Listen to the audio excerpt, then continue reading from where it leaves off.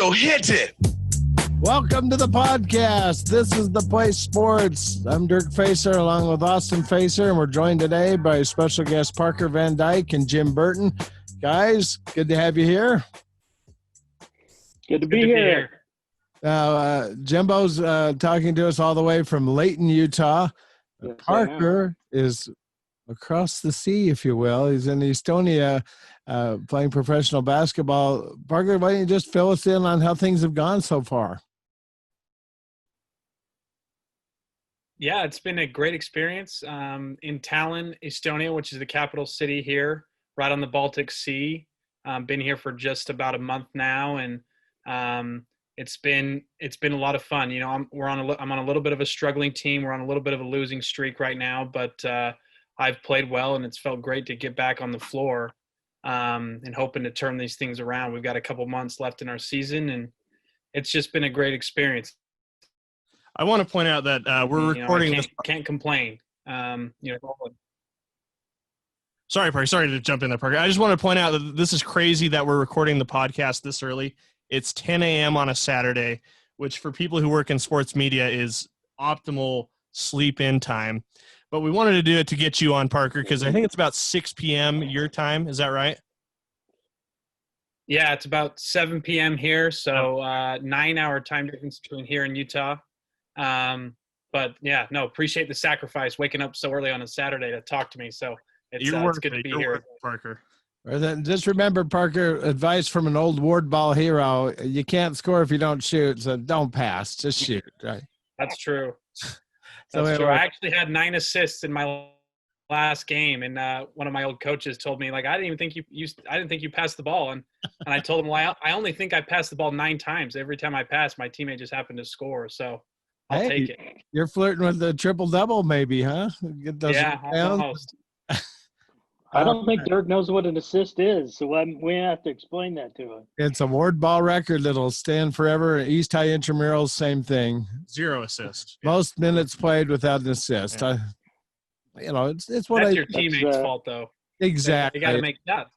Exactly. They got to score when they throw the ball to them, or it accidentally bounces off my hands. They need to get it. But well, guys, we're glad to have you here. Let's jump right into it. Let's talk about the Utah Jazz. Right now, they're among the NBA elite as far as a record. Parker, can they maintain that? Are the Jazz a legitimate contender, you think?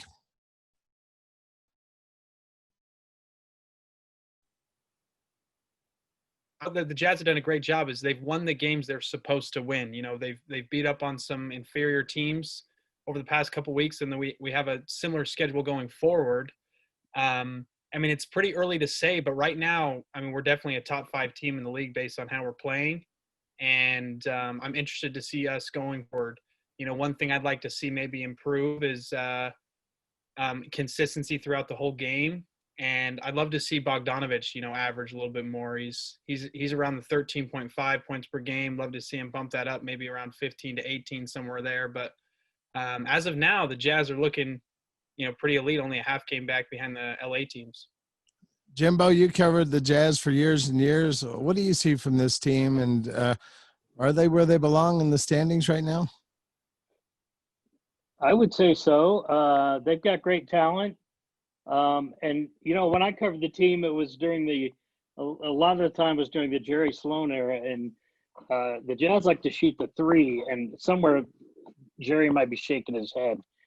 He always felt like that was kind of the last thing you should do. I remember many times him going, if you miss a 3, all you do is start a fast break for the other team. And but I will definitely say these guys are making it work. Are they second? I think they're second in the league in 3-point shooting. Right. They launch it, and that's the NBA game now.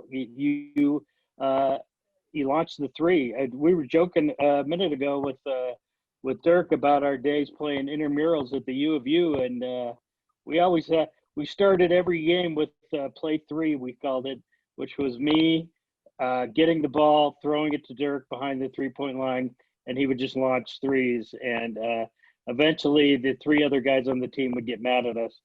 But we love doing that, and that's kind of I don't know. That's kind of the Jazz philosophy. That's really how it is in the NBA now. Parker, That's an optimal shot. it is. That No, go ahead. I was just gonna say, Parker, known for your long range shooting and that. Has the game evolved? Is it now an outside shooting game that would make Jerry Sloan go crazy now, or do you think it'll go back to grinding it out and throwing the ball inside? Do you think this game has ebbs and flows? I mean, I think it's definitely evolved, and when we flash back to the 2015, 2016 Warriors that really changed the game with their ability to shoot from outside and the amount they would shoot from outside, and it's gotten to the point where if you can't shoot outside, you're not it's not as you're extremely valuable if you can, and you're almost turning into a dinosaur if you can't.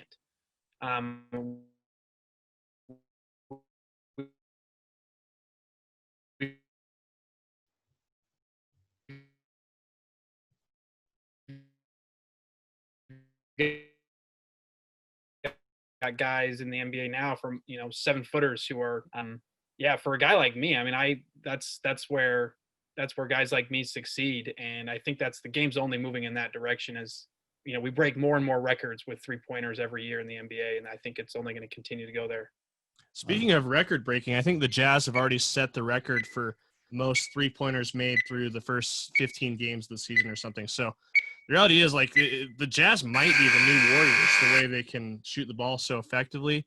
And I think a lot of that also has to do with Rudy Gobert, who has not taken a 3-pointer in his career, but he draws so much attention to the rim. I think that leaves the shooters open. So I think it shows the value of Gobert and the whole roster construction. So, Austin, as we move into the second quarter, let's talk about Shaquille O'Neal, TNT guys got under Donovan Mitchell's skin the other day. Why don't you feed us? Yeah. I think our producer Sammy Facer has the audio here. Could you hit the TNT crew button? My question to the panel: Donovan Mitchell is at the point of superstardom where he can take you there, or he's still all-star status? He needs to be second or third option. Really? Yeah. See, He has enough talent to do it, but what holds him? Because see, I'm seeing that he scores at will, and I'm seeing he's overpowering people. Yeah, but that's not what a superstar is. Okay, Exactly. all right. A superstar is a guy who can win the game multiple ways. True. There are a lot of guys who are great offensive players, but a superstar is a guy who can win a game. If he having a bad shoot night, he can get a lot of rebounds, or he can play defense. Donovan is a terrific player. He's but a scoring machine. Yeah, but that's why he's an all-star, Ernie. Yeah, exactly. But I'm saying he doesn't make. Listen, when guys try to explain this type of Could you help stuff, out of that, Sam? Thank you. Okay, so that was what the guys were saying at halftime of the Jazz second game of the back-to-back against the Pelicans, which was on TNT. After it seemed like Donovan must have been looking at his phone, or maybe they had this game playing on the TV in the locker room.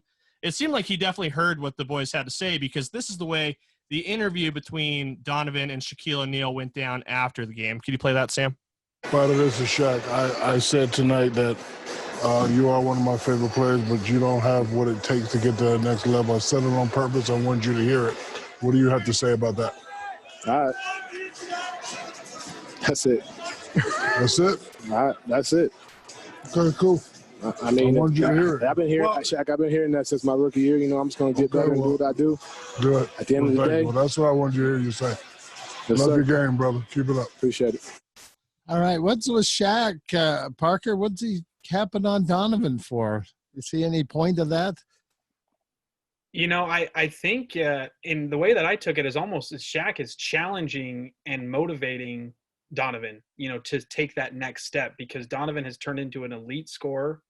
Kenny Smith said something a little bit later on, is Donovan would take that next step if and Barkley said the same thing, if he impacts the game in more ways, not just scoring, but his ability to rebound the ball and increase his assists that he gets. That's where he's able to take the next step. But, I hear that as a Jazz fan, and I get a little excited, because that puts some fuel to the fire for Donovan, that, he's got some Hall of Fame guys who think that he can get to a higher level and things that he needs to do to get there. And I wouldn't be surprised if Donovan comes out on a tear and he does some things he hasn't done before. gets some more double doubles, maybe a triple double or something like that. And I think Shaq, in a lot of ways, was putting the fuel to the fire and motivating him, challenging him. And Jimbo, what do you think? You think Shaq was trying to light a fire under him? I do. I mean, what he said wasn't wrong. I mean, it was not incorrect. That's, I mean, the way he said it, maybe, first of all, that was such an awkward exchange between those two guys afterwards. It was hilarious. I think, I've been on first dates that were every bit as awkward, I believe. But that was a Maybe good more 40 so. years ago. I was thinking of other ways to like something funny out of an awkward moment, and I figured I'd better just stick with something like that. But we can all use our imaginations. But really, I mean, it was so awkward. But I think it does. What he said wasn't wrong. I think you do have to find ways to impact the game other than just scoring. I noticed that there was some NBA star, LeBron, and I think KD tweeted out. I saw something that said, I guess, or they, I don't know, some form of social media where they were saying, leave the young guys alone. But then I think LeBron said something like, the young guys got to be able to take a little criticism. They're a little too sensitive, and I don't think he was wrong in that either. If I'm Donovan, you got to use whatever it takes to fuel your fire. We all watched the Chicago Bulls documentary, and you see MJ and everything that guy, he used everything. Exactly. I took it and Donovan maybe needs to do that, but he also needs to maybe listen a little bit and step up and find ways to impact the game on the defensive end. You got a guy like Gobert who does that anyway, and so I'm sure there are other opportunities to impact the game defensively. But I do think too that Jazz Nation, as it were, they like to fuel the fire. They like to circle the wagons a little bit, and we live in an era where people are always pointing out how they're disrespected, and sometimes it's best to just keep that to yourself and double down, work a little bit harder. But Donovan Mitchell's a phenomenal talent, and I don't think he has much to apologize for at all. Parker, as a professional athlete, is it hard to take criticism, or is it easier from another athlete who's been there and done that? I mean, I view it more as it's an opportunity to be coached by someone who's been there before. And he's hearing this from Shaq and Barkley, who at times in their careers were top five, Shaq being the most dominant player in his era. And so I think Donovan is a humble and a teachable guy, and he takes that and he's going to use that to improve his game. And I agree. I don't think, it's good. The great players want to hear what they need to hear. They don't necessarily want to hear what they want to hear. They need to hear what they want and what they need to hear. And that's something Donovan needed to hear. And I think he'll take that into account. All right, well, let's move into the third quarter, Austin. Yeah, college hoops. Yeah, third quarter here. So it looks like we're just a few games into the college basketball season, but it looks like some of the in-state teams have already started to position themselves as contenders and pretenders, I guess you could say, teams that could make the NCAA tournament, teams that probably won't. Looks like BYU and Utah State have real strong teams this year. The Running Utes, much to Parker's chagrin, I imagine, not quite there this year. Let's start with you, Parker. What makes a good college basketball team? I mean, is it adapting to the different style of plays that your opponents throw at you, or what are BYU and Utah State doing right now? Are you following the college basketball season? Yeah, and it takes a lot. I think one thing that BYU has right now is they have a very experienced backcourt with Averett and Barcelo. They're very experienced, and then with Matt Harms down low, also very experienced there. And then they're a very big and strong inside team with a bunch of shooters. They've got 3 or 4 guys who come in off the bench, can hit a few threes a game, and so they're pretty versatile that way. Experience is big. Experience really helps you, especially on the road. That was someone playing on some of my younger teams at Utah. That was something that was tough to do, is win on the road. And then obviously you got to have a great coach. And I think all the coaching staffs around the state are doing a really good job. Craig Smith at Utah State has obviously done a phenomenal job since he's been there. Back-to-back conference tournament wins or champions, things like that. And so those are 2 things that come right off the bat that I think the in-state schools have done well at, is their experience as well as their coaching. Those 2 things obviously go a long way. Jimbo, Utah State reeled off 11 straight wins at one point. He's obviously doing a great job up there in Logan. What do you think the key to success up in Logan has been? I think with Logan, you start with the fan base. The team, obviously, and they've got great talent. The coaching is excellent. But I love Logan because it's a great college town. And, at the super highest levels of college basketball, it's a different atmosphere. It's kind of a different game in that you've got a lot of one and dones. I like what Parker said about the experience that we see, and you've got to, if you're not a Duke or Duke's not doing that great this year, but you're not Kentucky or one of those teams, you really do. If you're going to be successful, you got to have that backcourt play, and you got to have the veteran players. But going back to Logan, I think that atmosphere is awesome, and I think obviously now as I say that, I'm thinking, oh yeah, we're in the COVID era where it's not quite you can't rely on that like maybe in the past. There's an environment or an atmosphere up at Spectrum Utah magic State. is real. Yeah, it is this I love the Spectrum, and I've got numerous wonderful stories to tell sometime about different experiences I've had just being at the Spectrum after so many years in the business. So anyway, I'm excited. I'll throw in something about BYU. I love Mark Pope. I think he does a great job. I think he's got a lot of energy, and he brings a different sports at BYU is a little different these days, and it has been for a little while. And Mark Pope is a great guy to come in and change things up a little bit, and I think he's just a phenomenal coach.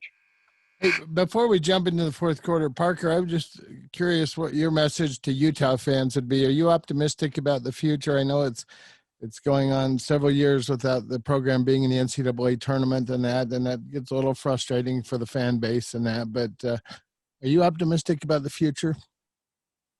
I am optimistic because, obviously, I have personal relationships with a lot of the players and the coaches, and I know how things work there. I know the coaches can flat out coach and the players can flat out play. They just need a little bit more time. And I have a feeling we're about to go on a little bit of a roll here. We've got a little bit easier conference schedule going forward. We had a really tough beginning. Other than the Cal loss, we had some tough games against, USC, UCLA, and Oregon right off the bat. So I think this team's starting to get together, and I'm definitely optimistic moving forward. So, in a lot of ways, this is a little bit of a throwaway year. COVID's thrown a wrench in everyone's plans and all that stuff. And so if we can keep these guys together going forward, you got Rylan Jones, Brian Carlson, Riley Batten, these guys now playing for their second, third, fourth year together. I really hope we can pull something together. But I've got all the faith and the trust in that program that they'll turn it around. Cool. Awesome. Cool. Let's move into our final quarter here.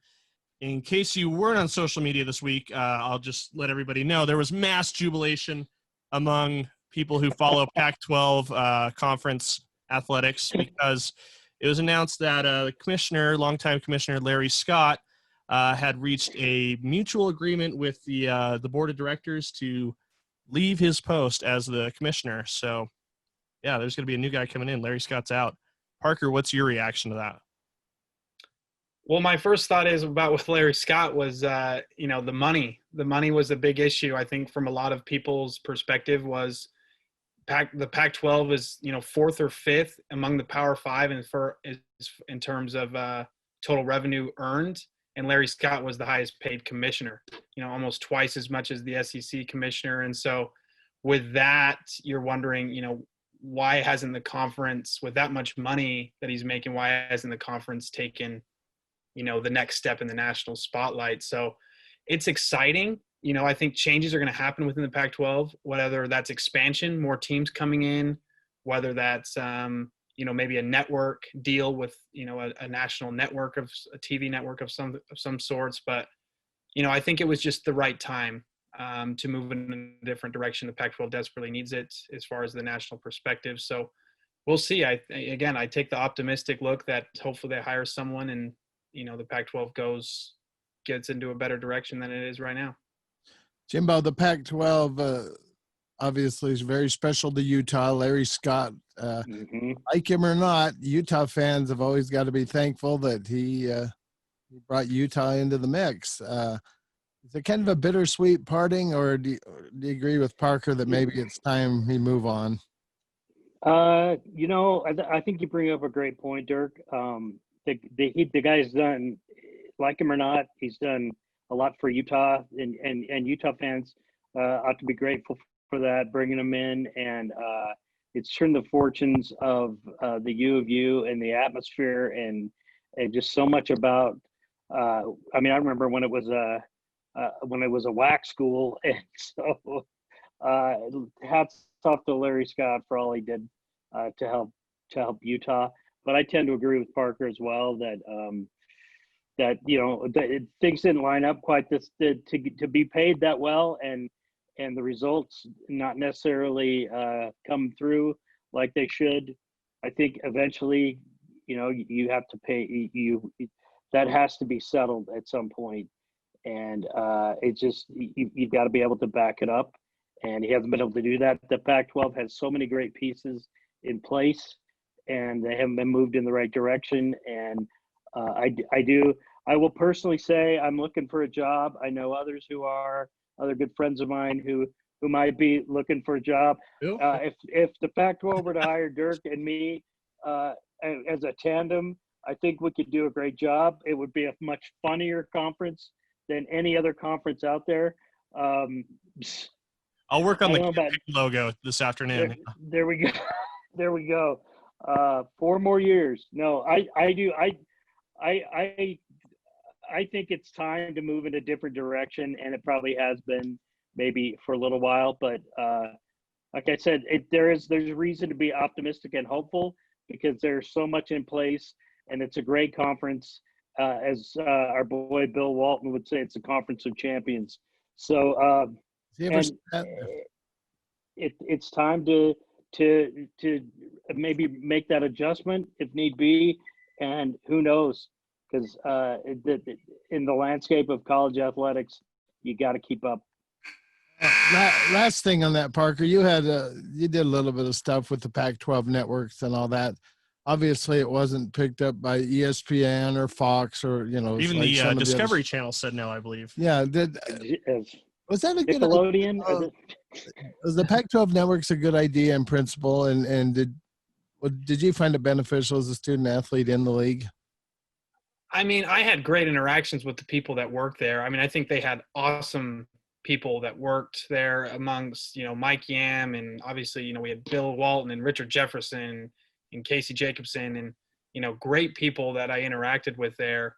And I like the idea of having your own network, where all the attention was towards the Pac-12. But just the hard thing is when you're not with a national network is the national coverage. Right. Only the Pac-12 cities see the Pac-12 content, where, ESPN's with the ACC and the SEC, you see that nationally.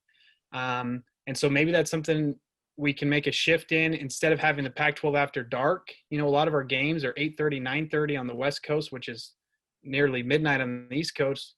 We have games in the morning where everyone can watch and everyone can tune into those things. So that's something that affects our national perception. And then the reality is you need USC, you need UCLA, you need Oregon, you need Washington.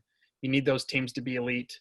And, they're not every year, but if they are, that's when the Pac-12 is kind of back on top. So we'll see going forward.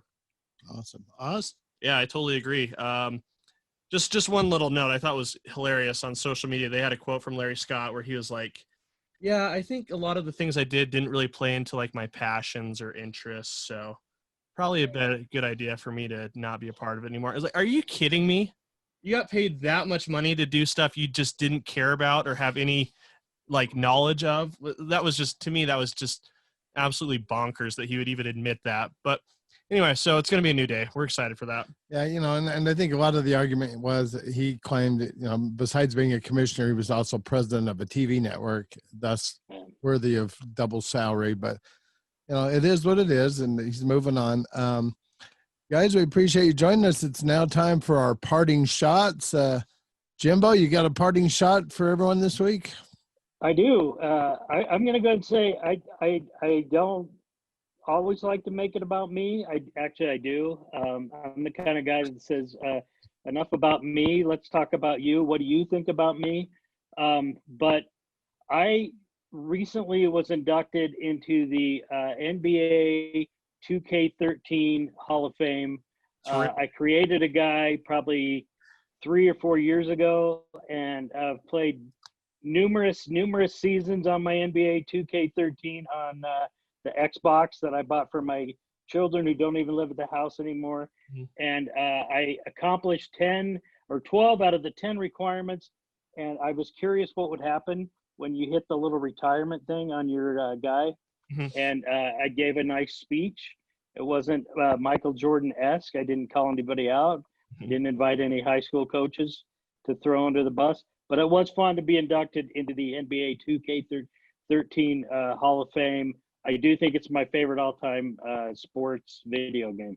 Congrats. So thank you very much. Yeah, way to go, Jimbo. Well, I've always said you're a fantastic video athlete, and congratulations. I've always said if my wife had any inkling of how good I am at video games, she wouldn't get on me so much for playing them.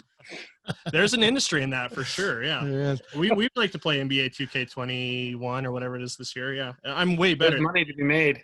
There is. Yeah, there is. Yeah. Sadly, as an old man, I think I put the settings real low for Dad here. Yes. Let him string him along a little bit. He puts it on where I only have to hit like 2 buttons so I can pass and shoot, but I usually just shoot. That's all I do. Pass. What's that? Exactly. Well, Parker, what's your parting shot this week? Well, I don't know how I can follow that. A Hall of Fame inductee. Congrats, Jim. But I saw a tweet yesterday from Justin Turner, who's the third baseman for the Los Angeles Dodgers, and he kind of gave a shout out to all the baseball legends who've passed away in the past year. And I just want to give a parting shout out to all these guys, among Phil Niekro, Joe Morgan, Don Sutton, Bob Gibson, and of course Hammerin and Hank Aaron, who I think's right behind you there, Dirk. Yep.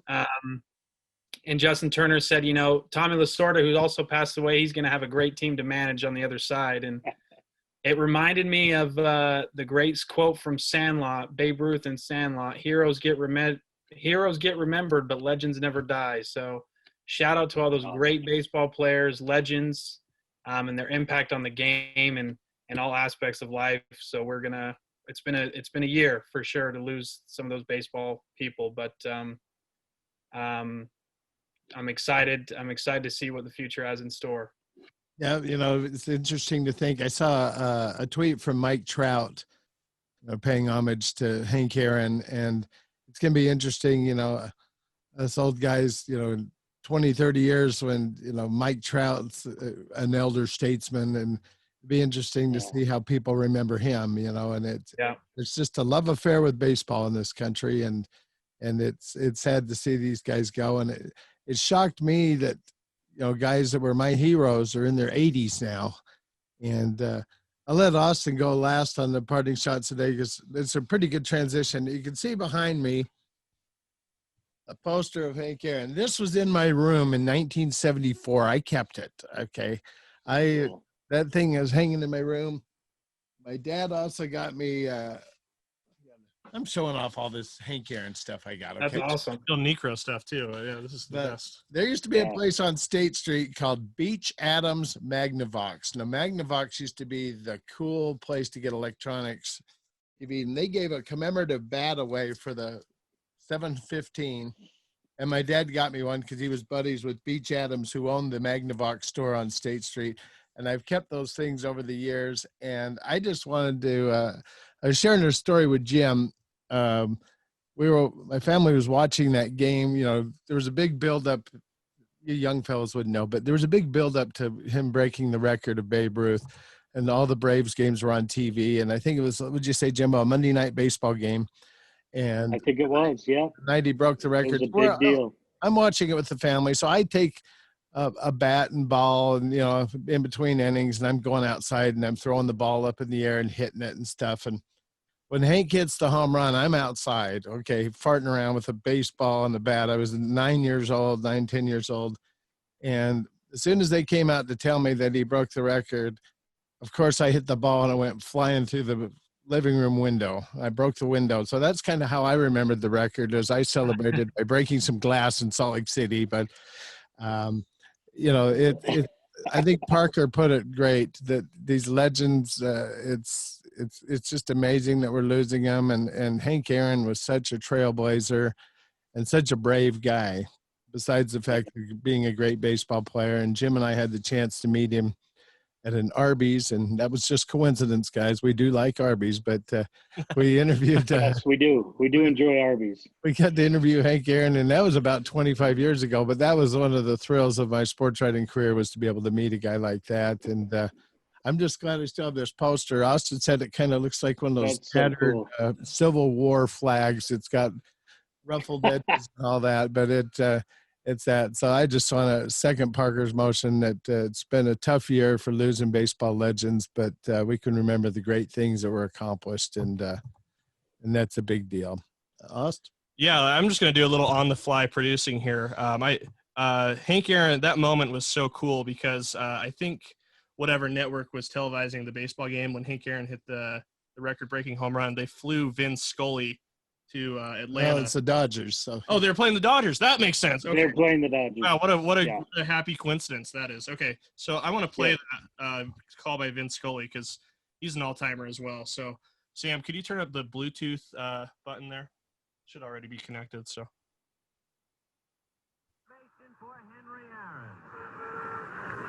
So the confrontation for the second time. Aaron walked in the second inning. He means the tying run at the plate now. So we'll see what Downing does. Al at the belt, delivers, and he's low. Ball one. And that game. Skip that. 1 ball and no strikes. Aaron waiting. The outfield deep and straight away. Fastball is a high drive in the deep left center field. Buckner goes back to the fence. It is gone.